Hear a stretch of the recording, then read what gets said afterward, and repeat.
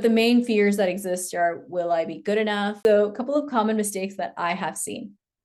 One, letting fear drive decisions. So a lot of families, parents and teens, it's not just, it depends on, I think it depends on the year. Sometimes it's the teens who just all seem to have had the same, I don't know, maybe watch the same video on TikTok and they're all freaking out. And then a couple years, like go like a year or two, and suddenly now we have the parent generation who's all freaking out and the teens are calm. So but the main fears that exist are, will I be good enough? Will I be competent enough or considered competent enough for universities?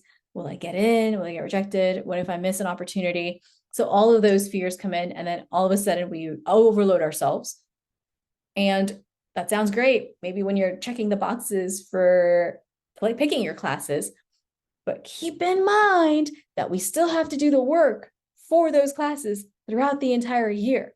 So we still have to then show up to read the chapters that we're supposed to, take the quizzes, and ask for help. A lot of students don't do this. They don't go to their teachers to ask for help. You still have to show up and perform. Okay, so you may have chosen the harder classes today because they sounded good and they might have looked good on your transcript, but always be aware of what the final deadlines are and when the last day to change your classes are in your next year.